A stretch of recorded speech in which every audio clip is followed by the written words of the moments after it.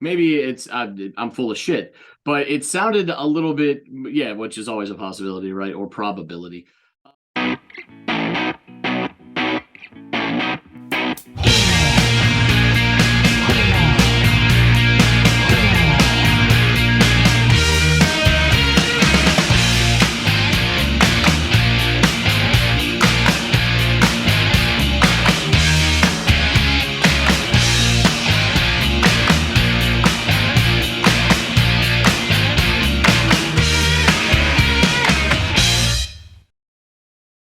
Hey, everybody, welcome back to another installment of the Audiophiles. I'm Andy, the fellow over there is John. And John, word on the street is you've got a song for us today. What's up your sleeve, my friend?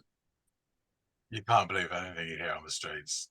There's that rumor about dogs can't look up, all that sort of thing. That's it. I do have a track for you, of course.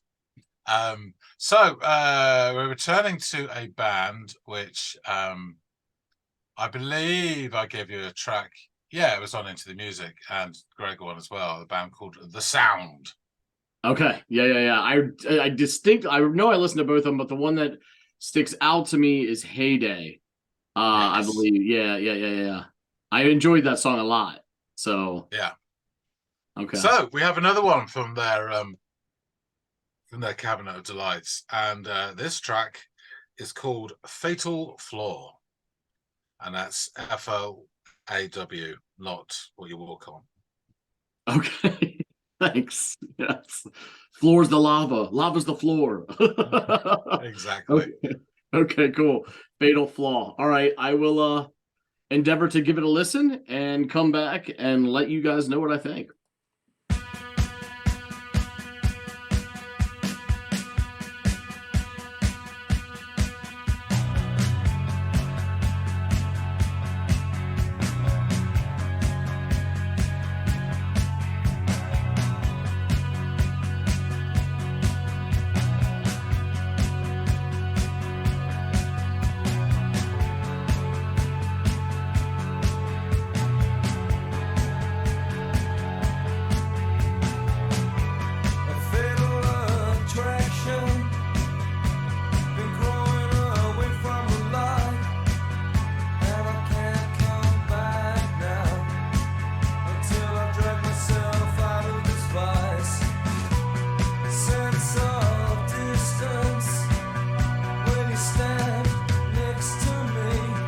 Okay, so there's a lot of interesting things going on here. One, how they introduce the song with sort of the guitar coming in the right ear, and then all of a sudden this bass that just it's as the song progresses, it almost feels like it's pulling the other instruments like around its orbit, like it's the sound and all of these other accent sounds are just swirling around it. There's like I guess like sustained synth keys. I don't know, something like that happening as well. That's sort of ish similar to the guitar in that it's higher registered and it's like again accenting this very forward driving rhythm that is only further punctuated by you've got this steady like snare hi-hat thingy like just beat going on, right?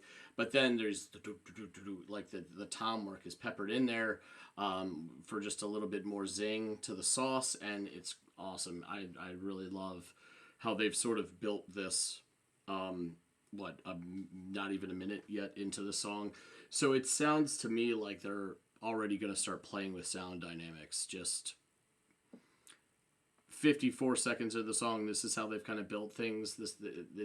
It looks like we've got like, and no surprise here with the sound, but like technicians on our hand who know what they're doing. So yeah, let's see how this continues to unfold.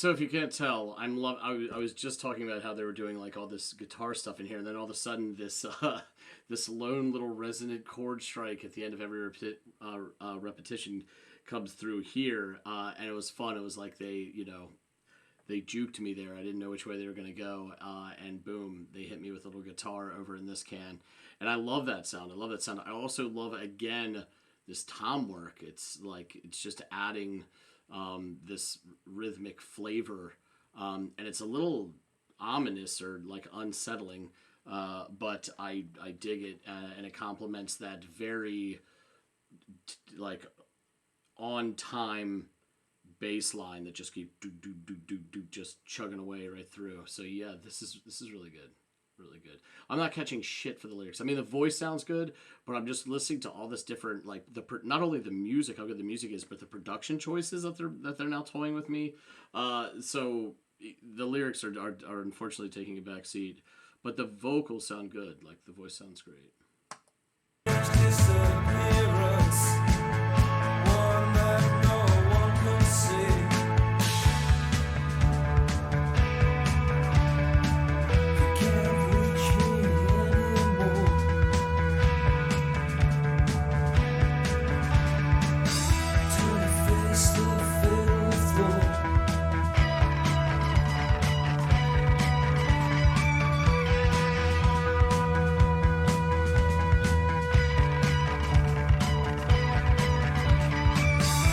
Okay, all right.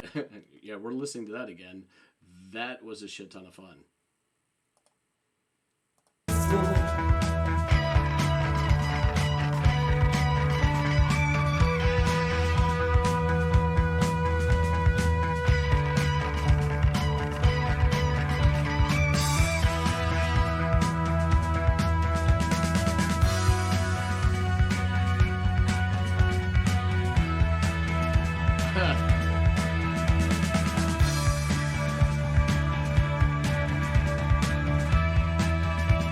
That's so cool. So they had that like the higher registered version of it, and then almost like it's shadow. So after two renditions of that in this can, then you get two fainter, little lower, like a little intentionally like kind of sloppier, um, if I may be so bold, but like sound to it, and that's so cool because it's like looking at the shadow of it, or like the reverse, um, uh, like in an image, like in a photograph. It's like looking at the negative. Yeah, that was so cool.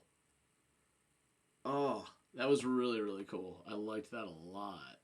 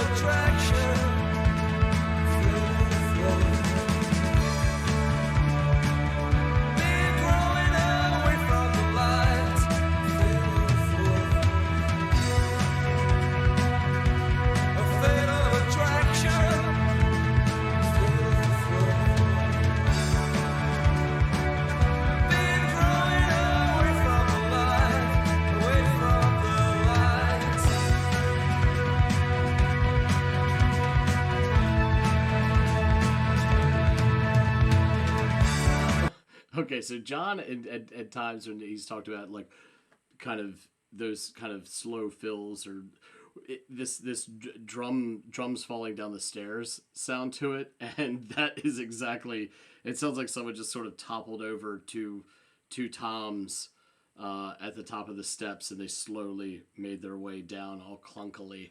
Yeah, that's it's kind of funny. It's kind of jarring sounding. So yeah. Just an observation. I like what they're doing with the drums.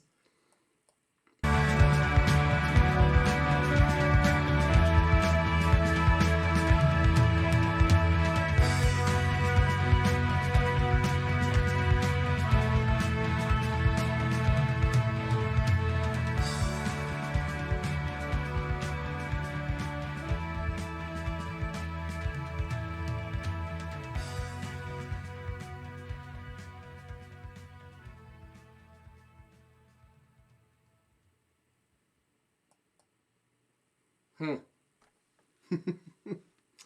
Yeah, I really, really enjoyed that song. Again, the musicianship was great. The way they pieced everything together. Any kind of song that we've done a lot of them on this channel, right? Where it starts with one piece and then they kind of build it, and then I don't know, somewhere between 35 and 50 seconds into it, you sort of start to see it fully realized, and this is another great choice. I like how they not only built it that way from from musically composing it from that kind of perspective, but also from like they leaned into that or complemented that style with the production choices that they used and how they brought things in or introduced certain instruments and certain speakers, the way that those sounds played off of each other, and sometimes even at times like with the guitar felt like they switched. It was really, really cool and interesting and kept me engaged. The ambient kind of like resonant stuff, also with these fun little staccato-y bits that are almost clipped sounding. It was all these different techniques and mechanisms were used, and they really went and pulled a lot out of the bag of tricks on this one. And I really, really enjoyed it. I feel like I caught a lot more of what was happening musically or in the production booth than I did from, again, a lyrical standpoint. I caught Fatal Attraction, Fatal Flaw, and some reference to Light, maybe. But yeah, that's pretty much it. So I'm going to need John to fill in the blanks for me a bit. But yeah, this is the sound, and this is another great song. So let's get back to John and discuss it. This is what I'm curious about, and I've got plenty to say about it. Is this after Heyday? Yes. I knew it. I could tell. And I don't know what. Maybe it's I'm full of shit, but it sounded a little bit, yeah, which is always a possibility, right, or probability. It sounded a little bit more mature, but still true to who they are. Developed. Yeah, developed. Yeah, exactly.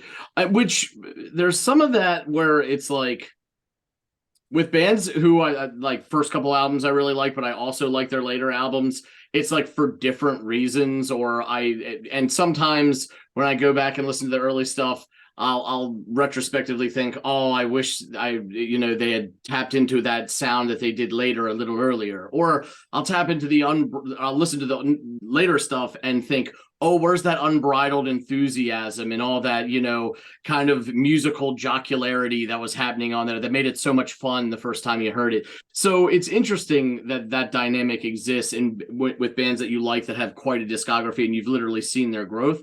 Like I said, the Heyday was more, I don't know, a little tempestuous and frenetic and, energetic. Yeah. This more didn't punk influence.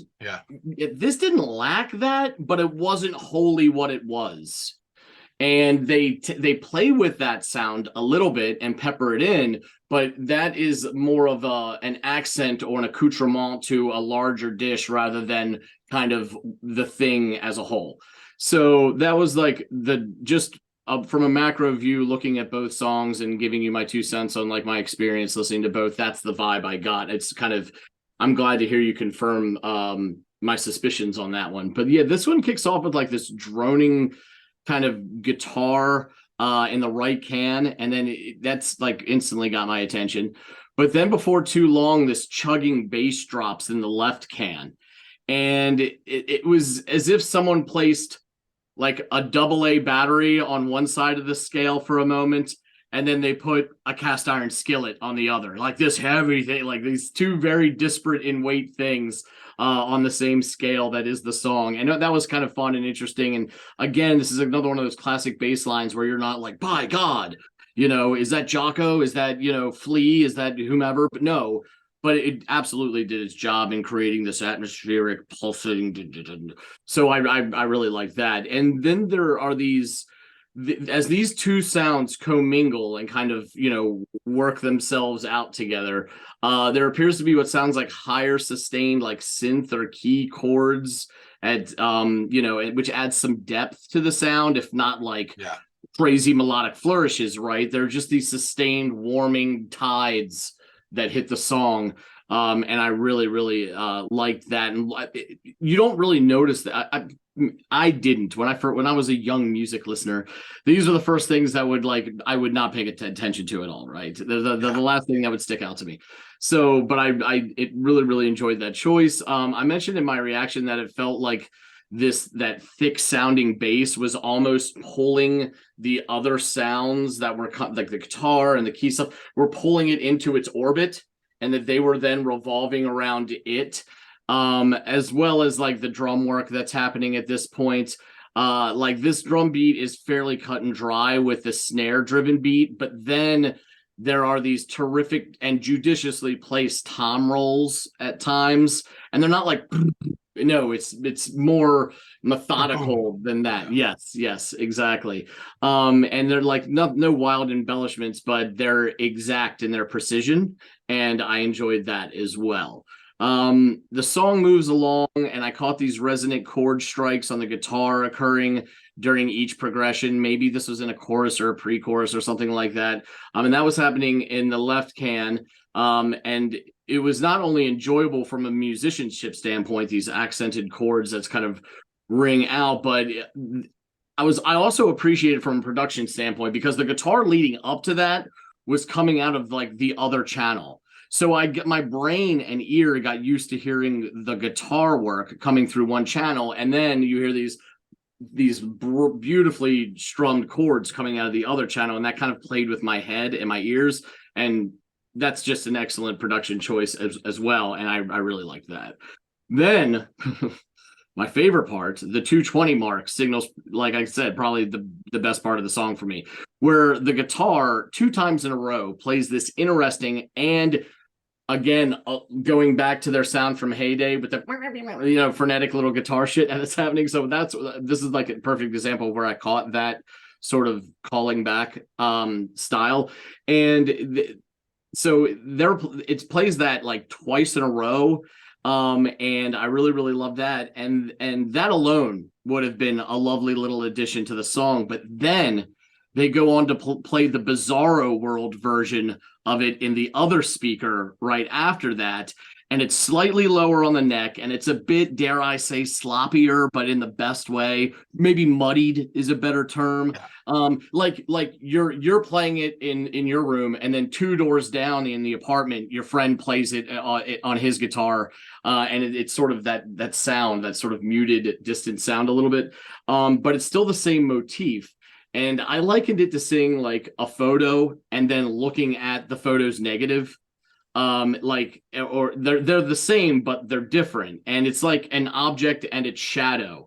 So I really, really loved that part. I thought that was a really, really cool choice by them as musicians. And as the song winds down, you get the classic, as you would put it, drums falling down the staircase sound with the toms doing their thing as if they've just been tipped over down a short flight of steps. So yeah, lots of sound dynamic play in this one. More, I think, than what I recalled in Heyday, which again is probably the indicative of the maturity of the sound or the expanding of their own sound. And there's just thoroughly enjoyed the soundscape that they built in the tune. The resonant stuff added like some ambiance to the music. The drum beat with the like almost, dare I say, at times brooding sounding drum stuff that they would pepper in, and that thick as porridge bass line just kind of pulling everything and holding everything together as kind of like the glue. So yeah, this was another good experience listening to them. I would say, gun to my head, I would probably get more listens out of Heyday, but that doesn't make me appreciate any less this song. And I'm in fact, I it makes me appreciate them as a band more to see this other side of them a little bit, but while also not jeopardizing who they were when they put out their previous stuff. So yeah, this is a good one. Cool, cool. So what I'll do is I'll put a link in the description to the two previous, because I talked a lot about the band with both yourself and Greg, so all the history, and there's a lot involved with the lead singer Adrian Borland and his story as well. So to not go over old ground with that, and yeah. So I'll put that in the description. So just a reminder, they're a band formed in South London. They were previously a couple of members of them were in a punk band called The Outsiders. Because you're going to be a punk band. Late 70s, you're going to call yourself The Outsiders, aren't you? A great book too. Yeah, so they formed as The Sound from 1979 to 1988, and they are described as post-punk. So members, the very, very wonderful Adrian Borland, lead vocals, guitar, most songwriter. Graham Bailey, bass, backing vocals. Mike Dudley, drums, backing vocals, and Max Myers, keyboards, guitar sometimes, and backing vocals. So just to give you an idea of how this fits in, and I'll give you the sort of discography, as it were, and then I'll do the lyrics, and then I'll go into the album. So Outside is their first album, which I won't put it out, but it was the first self-released punk album, and it came out just a few months after Spiral Sketch by Buzzcocks, so it was really early. Jeopardy was their first album, 1980. Well, for which you listen to Heyday and Greg listened to I Can't Escape Myself. Mm-hmm. And then this is just a year later from The Lion's Mouth. There's huge growth. 82, they brought out All Fall Down, which went down like a fart in a lift and didn't do any favors. They got dropped. Then it's not an album, but they brought out Shock of Daylight EP, which is really important, getting them back on track. And then two more albums. 85 Head and Hearts, and 87 Thunder Up. It was also live in the Hot House. And then 1999 they released Propaganda, which is actually their very early recordings prior to their first album, but it came out last, as it were. And I think it came out the same week as when Adrian died, which is quite strange. So, reason I picked this song, I was flip-flopping between a couple. There's a really great opening track on the album, and the one after that was their single, which I was right up until a week ago, I was going to give you, and I changed to this one.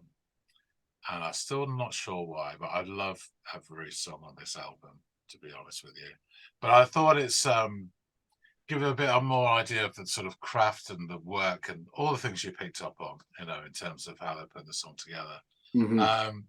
So just go to the lyrics, and then we'll go on about the album and etc. So, a fatal attraction, been growing away from the light, and I can't come back now until I drag myself out of this vice. Sense of distance when you stand next to me. I've made a strange disappearance, one that no one can see. You can't reach me anymore, turn to face the fatal flaw. We all have weakness, moments that we can't contain. Right now, I'm all weakness. I'll make another retreat again. Sense of distance when you stand close to me. I made a strange disappearance, one that no one can see. You can't reach me anymore. Turn to face the fatal flaw. That's a high bit. And then it comes back with the music. Fatal attraction, and they sing fatal flaw. Been growing away from the light. Fatal flaw 3 more times, and then it's out. For this album, the band worked with a producer called Hugh Jones, who already built quite a reputation as an engineer for bands like, bear in mind the time frame, 1981, Simple Minds, Teardrop Explodes, Echo and the Bunnymen, ticking all the boxes. And this album and Adrian Borland's writing was hugely influenced by Joy Division's Closer that came out just a year before. Even he changed his voice slightly because of it. but it made them sort of mature away from their very punk influenced sound to produce, I would say, one of the most essential post-punk records in Britain of the 80s, and it would be in my top 10 albums of all time easily. Oh. And the way they approached it was different. So you had these sometimes joyous, sometimes angry, riff-driven songs coming out of the punk oeuvre, as it were. Whereas this, they constructed it very differently. So on a lot of songs, the bass guitar is the core instrument. And as you say, puts a structure down and a bass pattern for every song. And then the guitar, the way he approached it was very, very different. It kind of more became melodic and as a background and adding to the overall texture and subtle details. And then it would bolster in the chorus. And then pretty much always for most songs, it would then do its shit for the last minute, that climactic final minute of every song. He loved doing that, and it works really well.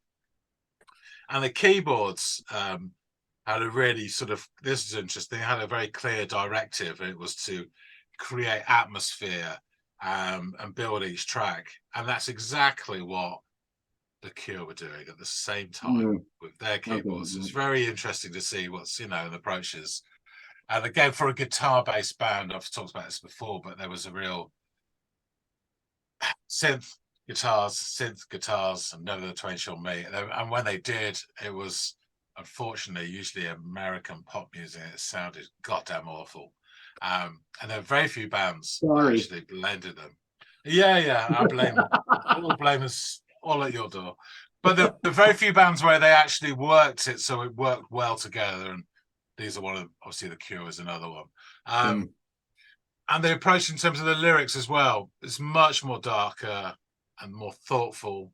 Again, probably, influenced by Ian Curtis. And it was more personal as well. So you had a bit of a political sort of slant on their previous work. But here, and it's like, angry, screw the government, all that sort of thing. And here it's a lot more personal, reflective, and all the issues that he was going through and would continue to. And some of them had not been diagnosed at this point, so it's really reflective. But the whole album is not a grim sort of moan fest.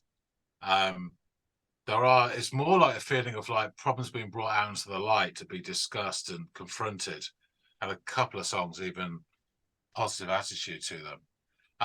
So yeah, it's really, really interesting. Just so I remember, that's the album there. The cover artwork was taken from the 1872 painting Daniel in the Lion's Den by Breton Riviere. So it came out, absolutely rave reviews from the music press, just as Jeopardy had done actually. Melody Maker wrote, "Lion's Mouth could be the end of the line for me, and Rock Records is that good." Sales were disappointing. It's the way it always happens. I mean, I don't know. I got the note. I had to check this number twice. All right, but it sold 100,000 copies worldwide, and they thought that was disappointing. And I'm thinking that's not bad numbers. Most of those sales were in the Netherlands and Germany, though. So they had a small cult following here, and they had a sort of larger cult following in those two countries as well, where he would decamp later. And then what happened was, after this album, they were with Corona Records, and they moved to the parent company, WEA, which is Warner. And they brought out their third, and they were told, do something more commercial. So they brought out their third album, All Fall Down, which is not commercial at all. And it got absolutely panned by the critics, and they got dropped, which you could have seen a million miles away. So yeah, and it is a great album actually. It's just not designed for the masses or the charts.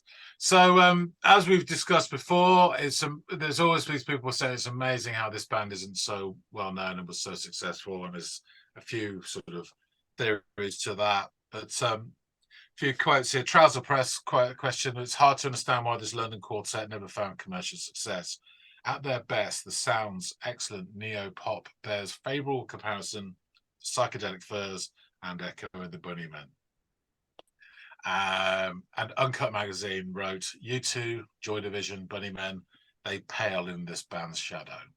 Oh, damn. So yeah, that's quite a thing. So as discussed before, Adrian Borland had schizoaffective disorder for many years. I don't think he was diagnosed until 85, but he also developed a drinking problem.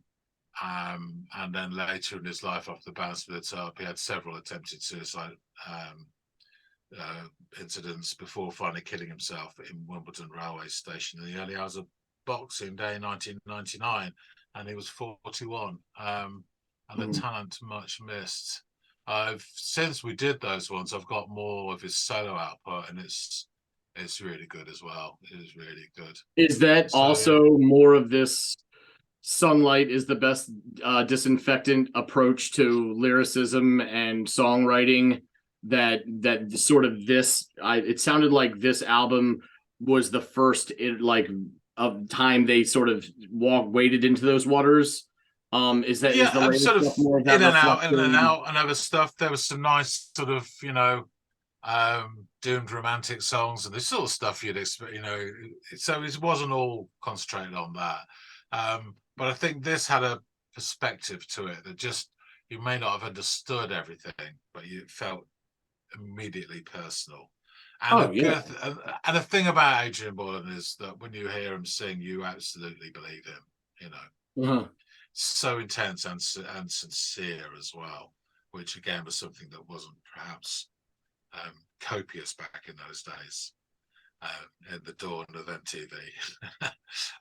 So yeah, this is a really, really, favorite album of mine, and it's hard to pick out. There's no songs that are like bang. That's the big single, as it were. But there's sort of flavor, and I think as an album, it works really well as a whole as well. Whole listen, but Yeah, it's yeah, interesting his situation. And his like not being diagnosed for so long and attempts to eventually self-medicate probably through alcohol. yeah, yeah, But I would imagine that the songwriting process for him was as close as he could get to any kind of antidote, to any kind of, prescription to aid in this calamity that was probably happening between his ears, and that's it's sad, but it's got this bittersweetness to it where like, hey, at least he found this out and this vehicle to be able to express himself. Because it sounds like this fatal flaw stuff he's talking about and all those lyrics you read were hella introspective and like putting himself out there. And he's talking about himself and his state in those lyrics. Really deep, yeah. heady shit. It's probably like, that's cathartic and almost psychiatric in a way, the way he's Yeah, written. yeah. I mean, with sense of distance when you stand close to me is like it's a really sad line. Actually, it's quite Yeah. pathetic in a way. Yeah, and I think that is true to an extent. I think that probably though the thing that weighed down on him was constantly people were coming up to him saying, "You guys should be so much bigger. You're fantastic. You're the best band around." And each output was less and less sales. So he's putting himself out there each time and again slightly less recognition each time. So I know he had a massive sort of meltdown. Was it 87 or 88? And that's when the band sort of broke up. There's a lovely story which I didn't write down, but it was a Guardian reader who I think at the time had been working for Sounds magazine, and he says he met Adrian Borland once, and it was during his solo career, and they were at a club for something or other, and he met him, and they said he came up to him and he hugged him, and he says, "Oh, you're the one who did that fantastic review for one of our gigs." He said he then proceeded to quote the review line by line. And he says, I didn't have the heart to tell him that it wasn't me, it was my colleague who wrote that. But just to see him so have a genuinely Yeah. happy experience, I couldn't spoil it, Yeah. Well, I mean, it sounds like musicians are already an interesting bunch anyway, right? And you add that this guy's schizophrenic to some degree or has some form of schizophrenia. He probably has this albatross of insecurity hanging around his Yeah, neck yeah, where it's just, and so to constantly get hit with every time he musters enough security to create art to then get hit with it was great in my mind, but unfortunately, you should be bigger than what you. It's like, oh my god, you're just yeah, yeah. It would piling be on. really annoying, wouldn't it, after a Oh my god, yeah, while? But there you incredibly. go. Cool. All right, I shall wrap things up. Thanks for listening to this, Andy. Yeah. Folks out there, tell us what you think. Any fans of the sounds? Tell us what you think about this song. Tell us what song you would have chosen if you know this album. Any other favourites from the sound as well, from maybe later outputs that particularly ring your bell? Is Anita Dobson? Was it Anita? Somebody or other would say. Yeah, drop some comments. We'd love to hear from you. And if you haven't already subscribed, please do, and help bolster this channel so we can finally stand upright instead of the instead of the caveman structures that we follow at the moment. My knuckles are Yeah, callousing. yeah. So that being said, thanks again so much for watching, and we'll see all of you on the next episode of the Audiophiles. See you later, guys.